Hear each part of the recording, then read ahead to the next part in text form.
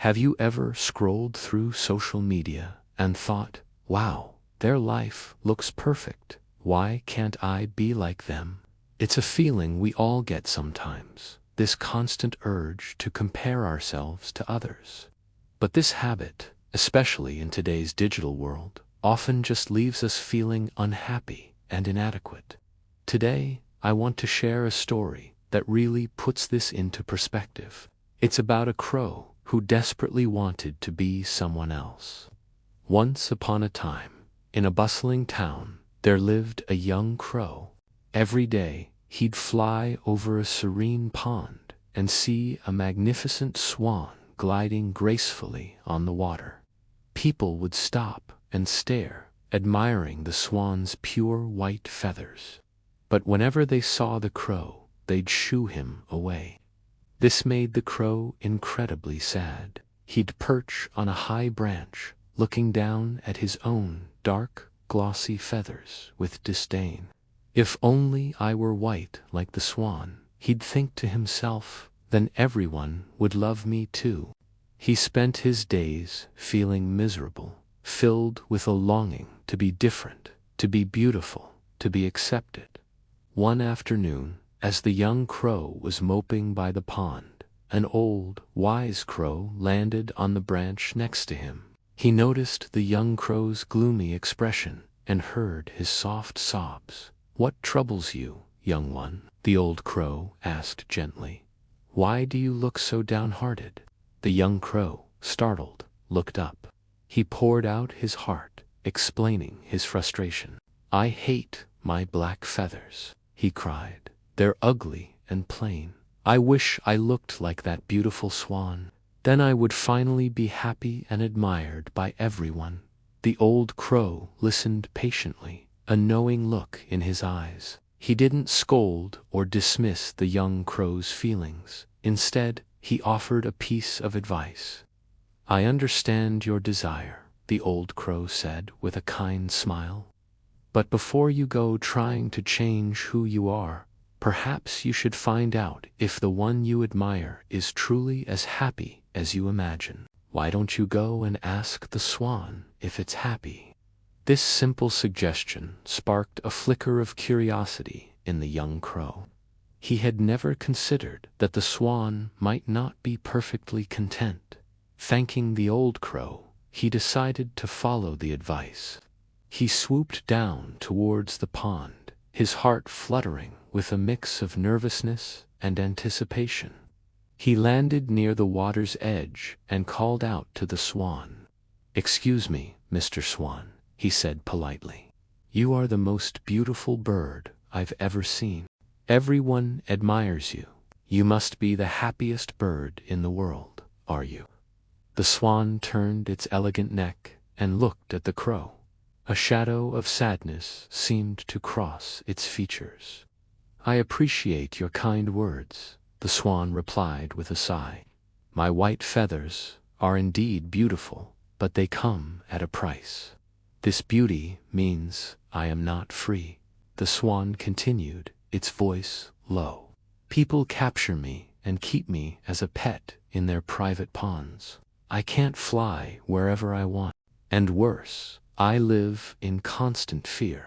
Some people see me not just as an ornament, but as a potential meal. One day, my beauty might lead to my end. So, no, I am not the happiest."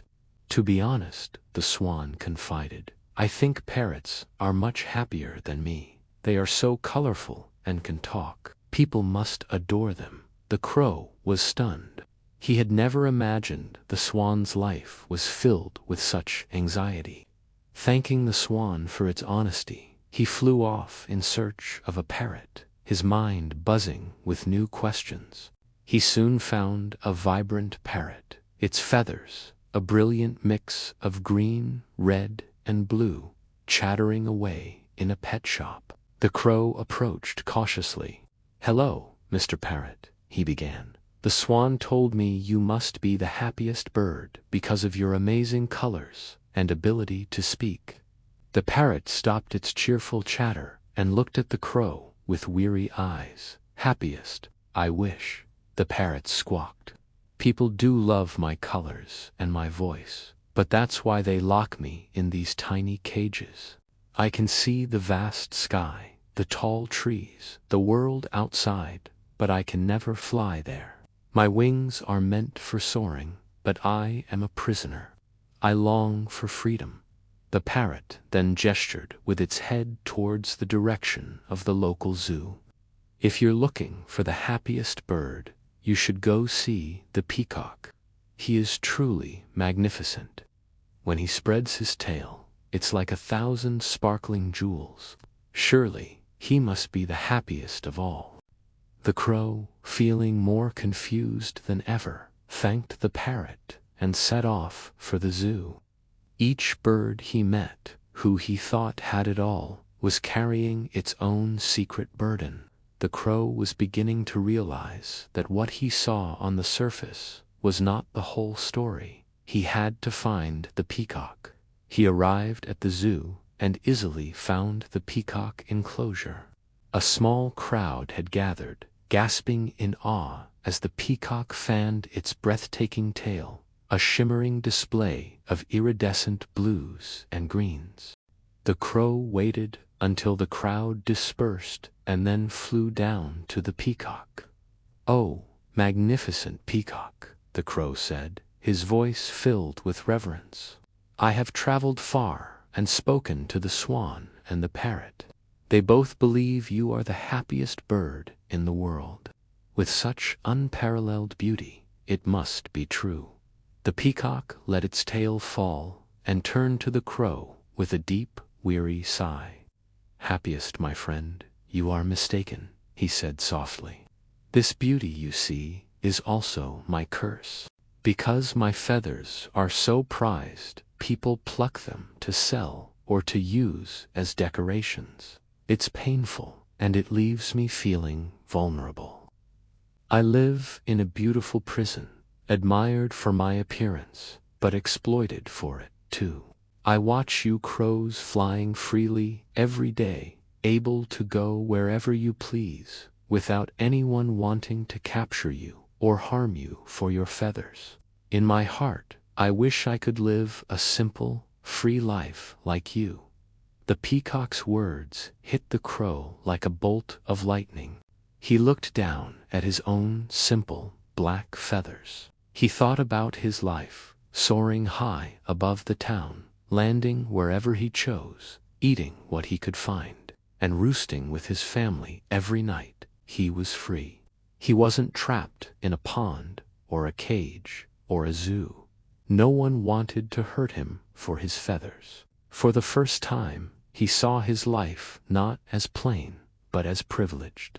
A wide smile spread across his beak. He finally understood.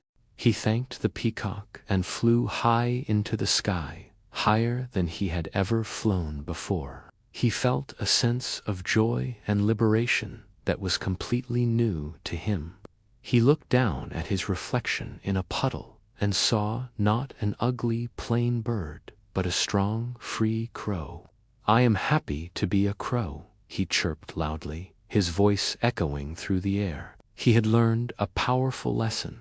Everyone is fighting their own battle, and the lives we envy from afar often have hidden struggles we know nothing about. True happiness doesn't come from being someone else. It comes from appreciating and being grateful for who you are and what you have. So, the next time you find yourself comparing your life to someone else's seemingly perfect existence on social media, remember the story of the crow. Remember the swan's fear, the parrot's confinement, and the peacock's pain. Grass isn't always greener on the other side. Sometimes, it's just a different shade of green with its own set of weeds. Let's practice gratitude for our own unique journey, our own strengths, and our own freedom. Let's learn to be happy just being ourselves. Thank you so much for watching and sharing this story with me.